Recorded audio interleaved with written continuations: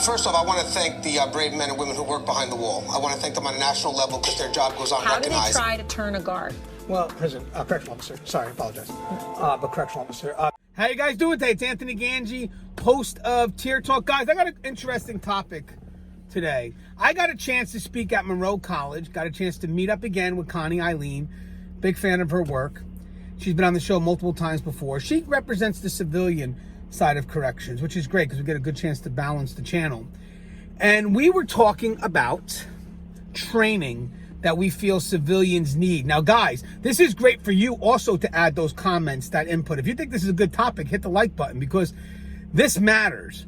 What type of training do you feel civilians need in this profession of corrections? It was a great little dialogue that me and Connie had. Plus, Connie also owns a school, Civilian Correction Academy. So she's devoted her life work to this. So when we come back from our sponsors, I'm going to give my perspective, but I would love to see you guys comment. Now, whether you're from the custody perspective, or even if you're a civilian and you feel, hey, I would like to receive this type of training, I want to hear about it. I want to hear what it is that you feel you need. So guys, when we come back from our sponsors, that's what we're going to discuss. Civilian training, if you will. Now, guys, if you haven't, the show Tier Talks for you brave men and women that work in corrections. So please subscribe, interact, engage, comment, hit that bell. That bell will notify you every time I post a video. Stand by for our sponsor. When we come back, Civilian Corrections. Let's talk about their type of training. Stand by. I wanted to attend a university that had an intelligence program. I wanted to look at problems different. I wanted to increase my critical thinking abilities. AMU offered those avenues to expand. Obtaining your degree as an adult, you're actually paying yourself and investing in yourself. You can't put a dollar on it, it's priceless. It's something that can never be taken away from you. American Military University. Learn from the leader. Thank you guys for listening to our sponsor. Now, oh wait, guys, look. Tier Talk hats. Got them in. $25 a piece if you guys are interested. GangiAnthony@yahoo.com. People were asking, so I went out and invested, picked up a few hats. So if you're interested, email me. GangiAnthony@yahoo.com, and I'll tell you how you can purchase the hat and how I will get it to you delivered, if you will. Okay, guys, I had a great dialogue with Connie Eileen. Now, remember, Connie Eileen, she has devoted herself to training civilians in corrections because her herself was a civilian, so she understands what the needs are. And she has come up with a really good curriculum that obviously she can teach as well, but she has other experts also that may come in and teach and just kind of introduce civilians to that other perspective, that perspective of safety, security, control, care, and custody.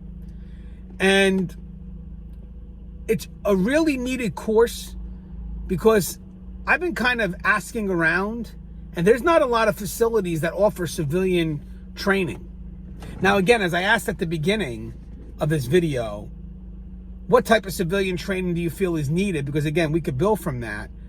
But if you know it's needed, the sad thing is we have to ask ourselves, why is it not being done? This job is all about safety and security, but it's all about that training. You know, you got to have training. Training's got to keep on coming. And if we're not training those civilian staff members, that's on us when they make a bad mistake, when they make a bad choice. That's on us. Because we need to train them of the world that they're getting ready to commit themselves to. I mean, we should be getting training as well. I know some states have 4 or 5 months and some states have 3 weeks. Come on, man. We got to be on par with those states that have more training because it's needed in this profession. But anyway, I spoke to Connie, and as we were chatting, we were kind of sharing our hopes and dreams, and she was telling me where she wanted her business to go. And of course, me, I'm saying, hey, Connie, I'm almost at 10,000 subscribers, my first milestone. At this point, I'm like 240 and change. And she was talking about trying to get this venue on a national level, really try to get her academy out there just because she knows people need it. She knows it's needed and no one's offering it. So as we were discussing, you know, just what type of training she provides, she mentioned a term to me that really hit home. And by the way, Connie, if you're watching this, you should say hi. Hope you say hi in the comments. That's how I'll know you even watched it to this far of the video. So about 4 or 5 minutes in, I expect a hi in the comments. But she'd said a term called role ambiguity. So basically, what does that mean?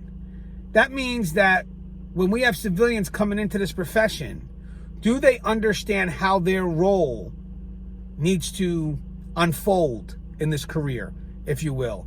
You know, they may have that specific expertise, because don't forget, guys, we're talking about different departments here: social services, chaplaincy, mental health, medical, education, whatever the case may be. Now, they have that specific knowledge, but how do they take that specific knowledge and bring it into this setting, the correctional environment? You know, how do they interact with other departments? How do they interact with custody?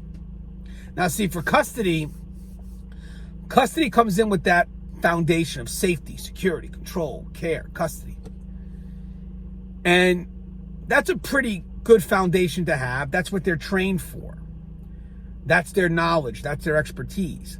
Now, when you have the civilian staff members coming in, or even volunteers or vendors, when they're coming in with their specific expertise, which could be related to their field, their profession, but then they have to find a way to mold that safety and security aspect to it all. You know, that interaction with custody that must exist.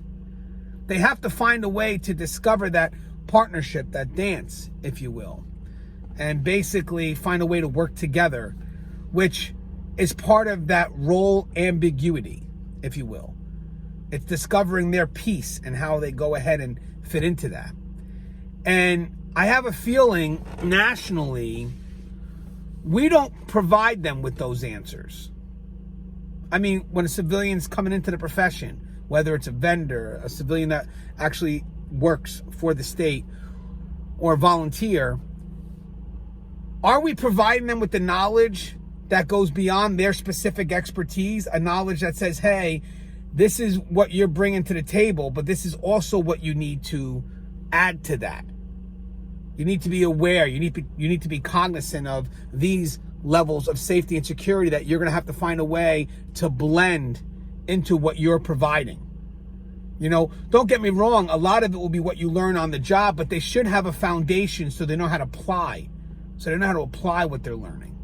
There should be some type of foundation at the bottom, which makes it easier for them to piece information that comes their way as they progress through the field. Again, a great foundation like one that Connie would provide. With that said, we also have a bit of a divide between custody and civilians, and we're going to work through that eventually. I mean, there are people doing wonderful things. As I said, we have Connie, who's trying to give the civilians a custody perspective to try to blend that with their specific expertise. But we also have Gary Cornelius, who's been teaching cross-perspective training for many years. I mean, he brought it to my attention. I think it's a great idea. Cross-perspective training where you bring in the different departments and they talk to custody. We just get an understanding of what each other does. That understanding brings recognition and respect. That's a great idea, because I really do think that the understanding will give us a chance to respect the people that have that different mission, even though the goal is the same. We all have the same goal, just we have different roads that we got to take to get there. When you're given a chance to kind of communicate with each other, we should take advantage of that. If custody gets a chance to communicate and learn a little from that civilian worker, then vice versa. Maybe the civilian worker should take some time and learn a little from the custody side of things, just to keep things balanced, but let the inmates see that we're together, that we're a resource for each other. Because the last thing we want is that divide. The last thing we want is for inmates to come in and see that we don't get along, see that we're isolated from each other, and then just divide. But I just want to keep this quick, because we've discussed this many times, and it's a much needed topic. It really is.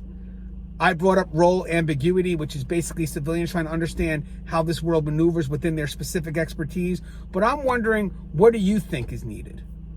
I'm wondering, what do you think is needed for civilians when they're entering this field? What type of training would you like to see, and what type of partnership would you like them to have with custody? So guys, I would love to see your comments. When you can, please comment and hit that like if you like the video. Now guys, don't forget, the show Tear Talks for you, brave men and women that work in corrections. So please subscribe, interact, engage, comment, hit that bell. That bell will let you know every time I post a video. Stay safe.